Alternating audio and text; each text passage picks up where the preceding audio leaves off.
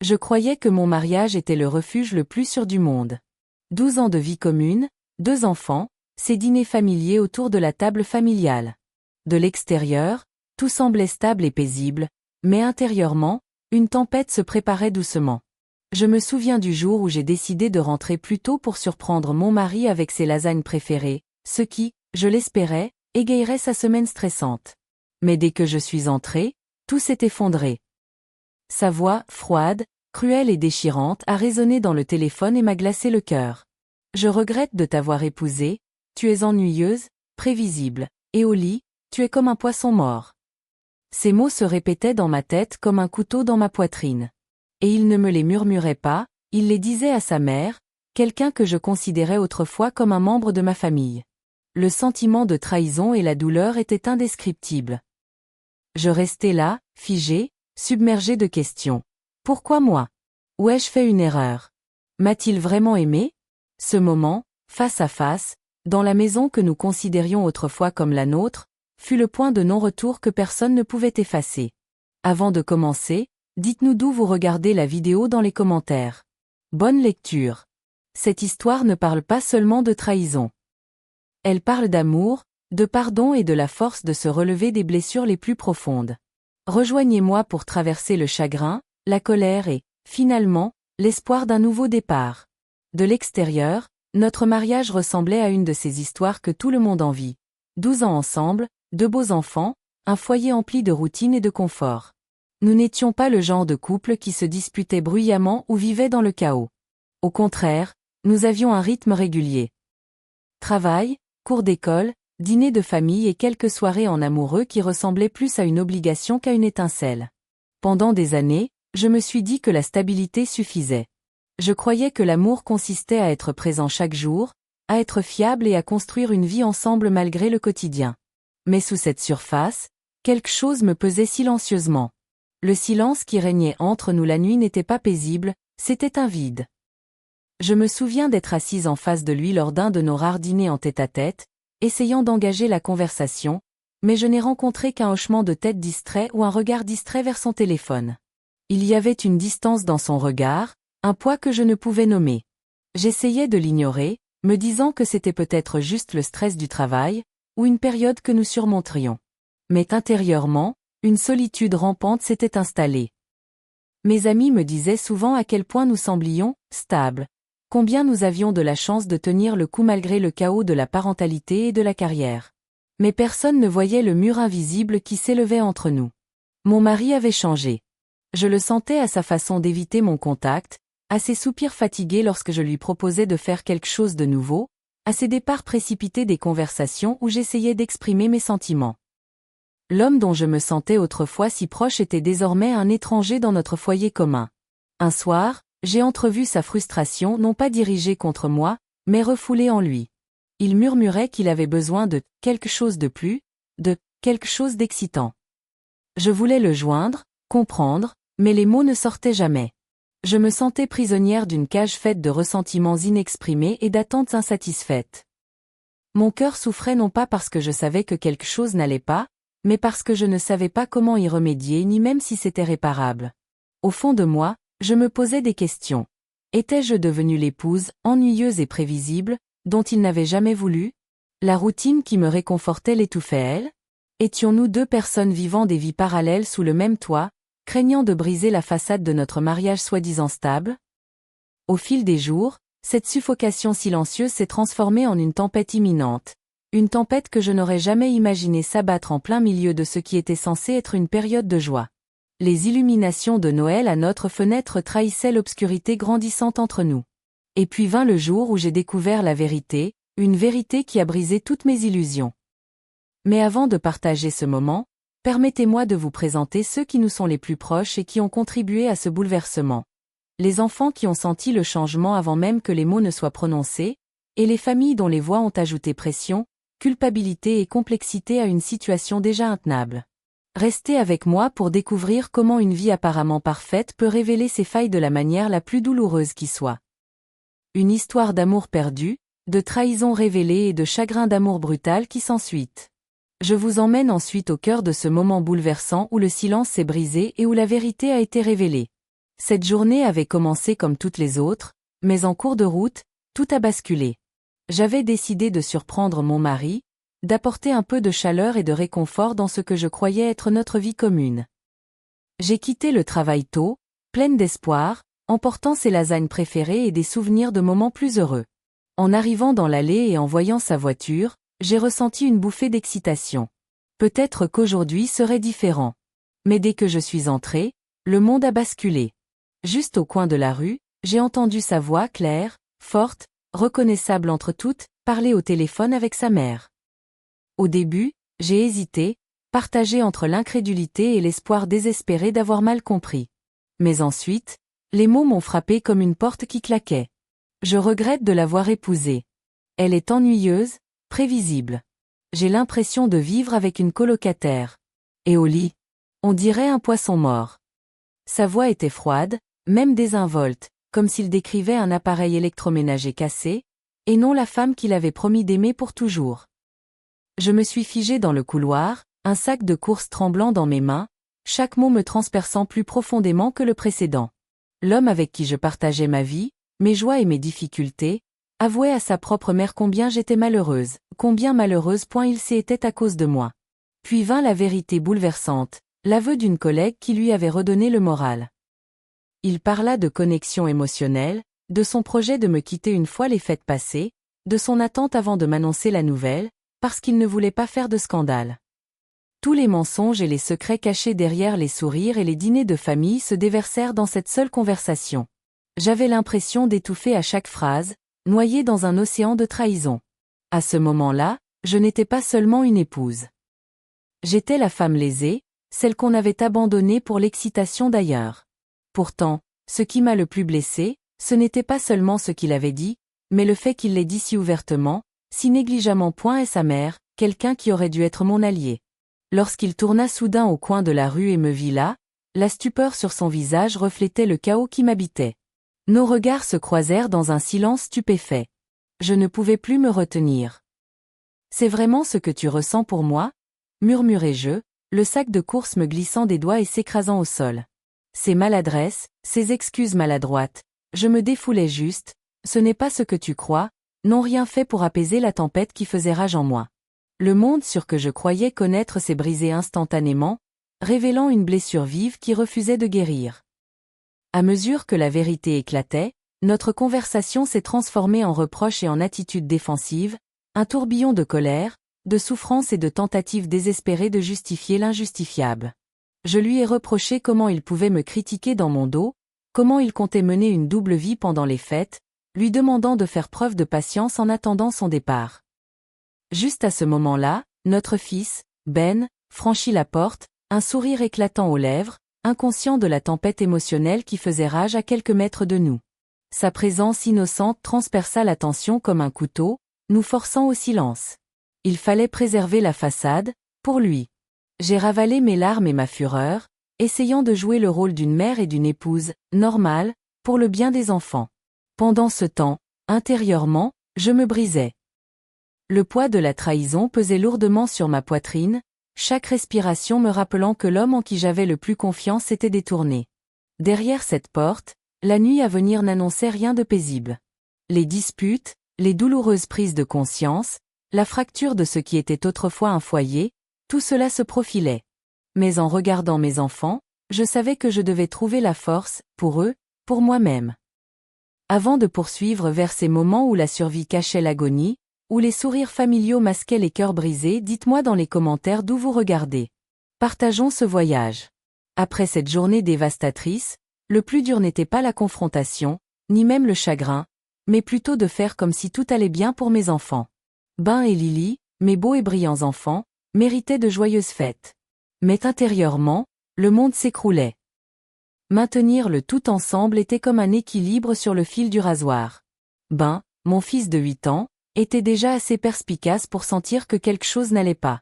Un matin, alors qu'il hésitait à prendre son petit déjeuner, il leva ses grands yeux scrutateurs et demanda « Maman, est-ce que papa va vivre avec nous pour toujours ?» Mon cœur se brisa, mais je forçai un sourire et dis « On est encore en train de comprendre certaines choses, mais papa et moi, on t'aime beaucoup, toi et Lily. » Je voulais lui cacher la vérité, du moins pour l'instant, mais je savais que le voile fragile s'amincit. Lily, à peine 5 ans et parfaitement inconsciente, posait des questions innocentes sur l'absence de papa pour ses dessins et ses câlins. Ses simples demandes de passer plus de temps avec lui me faisaient mal au cœur. Comment expliquer à une enfant de 5 ans que l'homme qu'elle adore pourrait ne plus être là très longtemps? J'enveloppais ses petites mains dans les miennes, lui murmurant des promesses douloureusement creuses. Pendant les fêtes, la pression de maintenir une famille parfaite était étouffante. Les décorations scintillaient de joie festive, mais au fond, chaque sourire semblait forcé. Les conversations à table étaient teintées d'une tension sourde, et je voyais les yeux de mon mari scintiller de culpabilité et d'évitement. Il a joué le rôle du « père heureux » pendant quelques heures, mais une fois les enfants endormis, le poids des vérités non dites a envahi la pièce. La tension n'était pas seulement entre nous, elle s'infiltrait dans la famille élargie. Sa mère m'a appelé à plusieurs reprises, me pressant attendre. Pour le bien des enfants, minimisant ma douleur comme une réaction excessive. Mes propres parents, farouchement protecteurs, voulaient que j'emmène les enfants chez eux, un refuge contre la tempête. J'étais déchirée, je voulais protéger mes enfants du déracinement, tout en aspirant à un espace sûr, loin du chaos émotionnel de la maison. Un soir, après que les enfants se soient endormis, je me suis assise tranquillement dans le salon, fixant le fauteuil vide où ils s'étaient assis. Les murs semblaient se refermer sur moi, un rappel étouffant que la famille pour laquelle je me suis tant battue se fragmentait de jour en jour.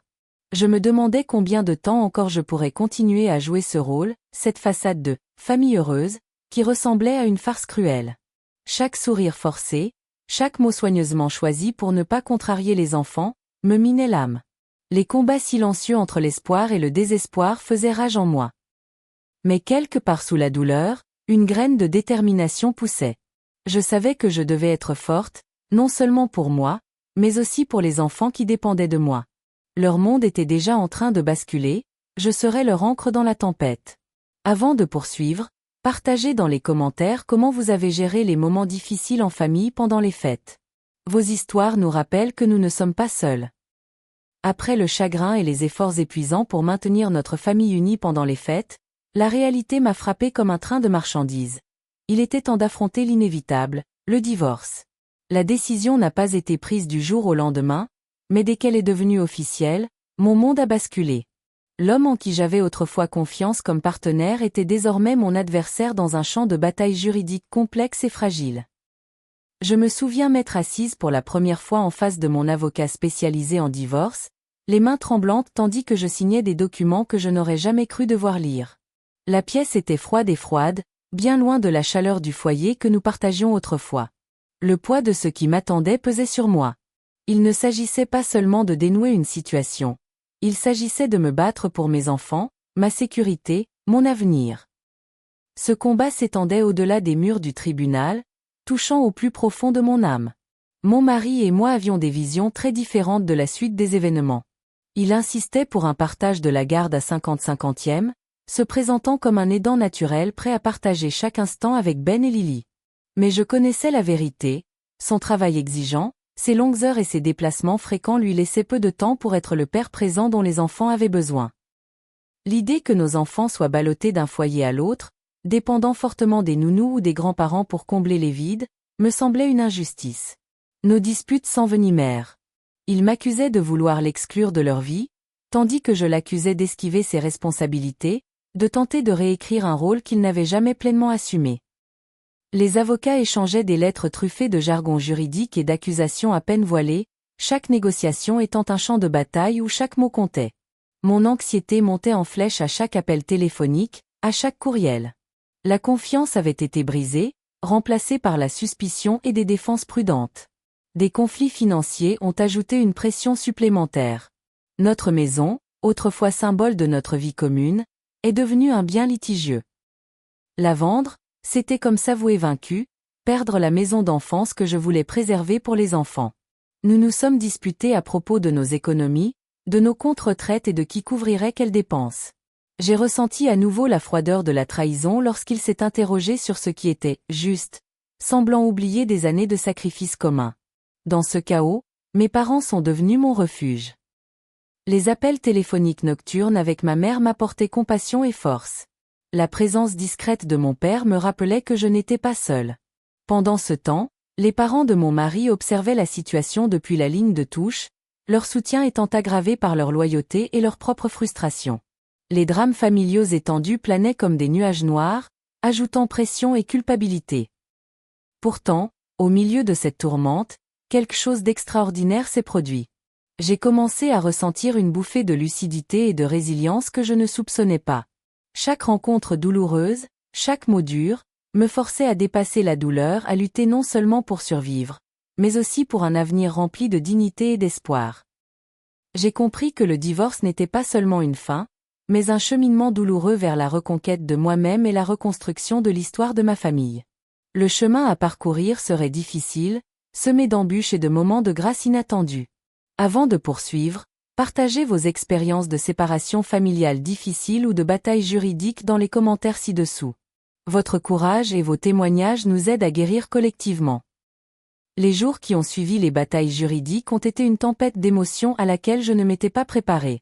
La salle d'audience n'était pas seulement un lieu de documents et d'avocats. C'était un creuset où chaque blessure, chaque accusation, chaque larme silencieuse se transformait en une nouvelle réalité à laquelle je devais faire face. Mais le plus dur combat n'était pas extérieur. Il était en moi, au plus profond des fragments brisés de mon cœur et de mon esprit. Au début, le sommeil m'était devenu étrange. Je restais éveillé dans l'obscurité, hanté par les souvenirs et les incertitudes. L'écho de ces paroles, l'image de la trahison et les rires que nous partagions autrefois me semblaient désormais lointains, presque comme un fantôme hantant un foyer brisé. J'étais aux prises avec des vagues de chagrin. La perte de l'avenir que j'imaginais, la perte de confiance, la perte d'une famille unie et unie. Mon âme oscillait entre désespoir et détermination farouche. Certaines nuits, le poids de la solitude me semblait insupportable, un rappel brutal que la personne que j'aimais autrefois était devenue une étrangère. D'autres fois, de petites lueurs d'espoir vacillaient, rappelant que la douleur, aussi vive soit-elle, peut être le début de quelque chose de nouveau. Mes parents sont devenus mon sanctuaire. La voix douce de ma mère au téléphone, ses paroles rassurantes et constantes, me rappelaient que je n'étais pas seule. Mon père, avec sa douceur et son silence, m'apportait de la stabilité, sa simple présence était un baume pour mon cœur douloureux. Ensemble, ils m'ont aidé à retrouver les pieds sur terre, même lorsque mon monde semblait s'effondrer. Et puis il y avait les enfants Ben et Lily. Les voir surmonter ce bouleversement était à la fois déchirant et inspirant. Ben, avec ses nouvelles inquiétudes et ses nouvelles questions, avait besoin de plus de câlins et de réponses patientes, même lorsque mon cœur était brisé.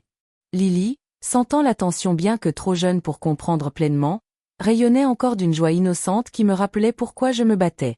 Les séances de thérapie familiale leur offraient un espace pour exprimer des peurs qui, autrement, auraient pu être englouties. Voir leur résilience a éveillé en moi un désir intense de les protéger et de guérir ensemble. Mes amis ont aussi joué un rôle inattendu.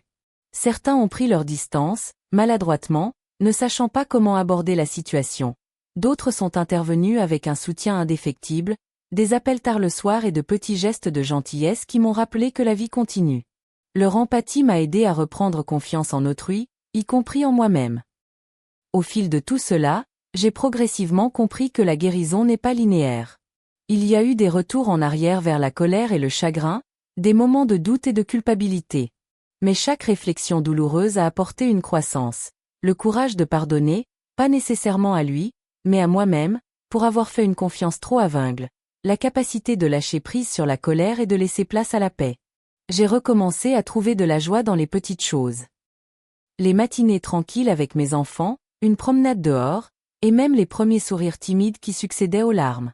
Lentement, j'ai reconstitué des fragments de moi-même pour former un tout nouveau, non plus la femme que j'étais avant, mais une version plus forte, plus sage et plus compatissante. Avant de poursuivre, j'aimerais avoir votre avis.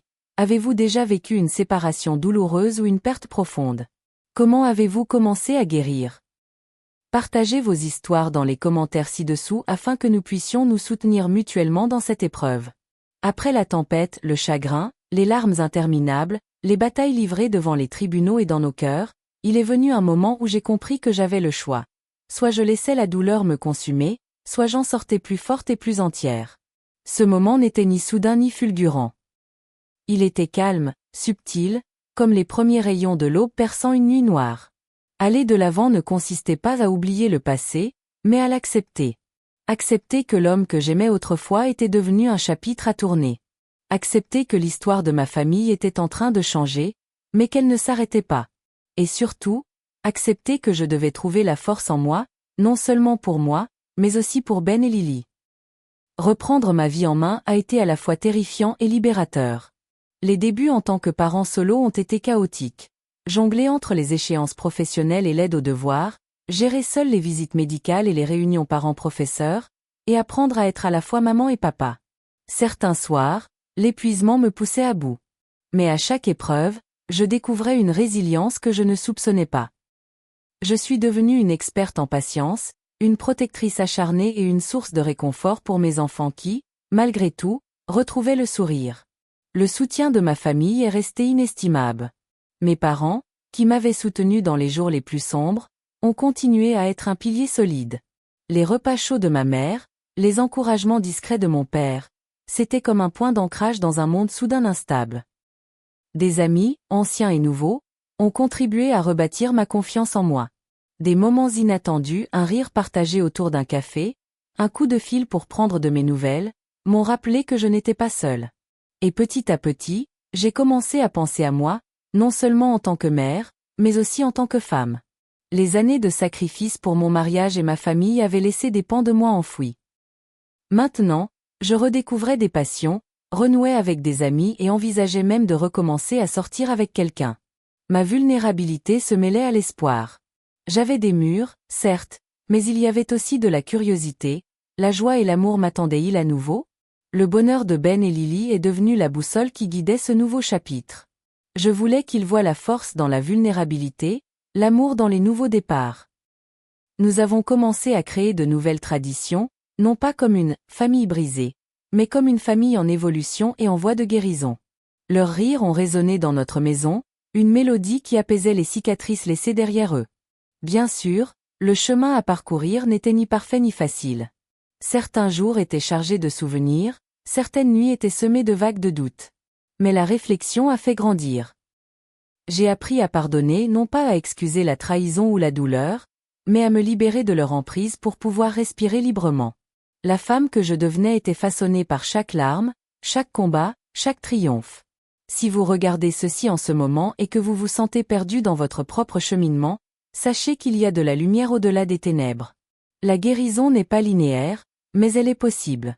Et reconstruire ne consiste pas à tout recommencer. Il s'agit de construire une nouvelle version, meilleure, de sa vie, petit à petit, jour après jour. Merci d'avoir partagé cette histoire avec moi. Votre courage d'écouter est plus fort que les mots ne peuvent l'exprimer. Si vous avez traversé des épreuves similaires ou trouvé votre propre chemin vers la guérison, n'hésitez pas à partager votre histoire dans les commentaires. Continuons à nous soutenir les uns les autres. Ce n'est pas la fin, mais un nouveau départ, un voyage vers la paix, la force et une joie inattendue.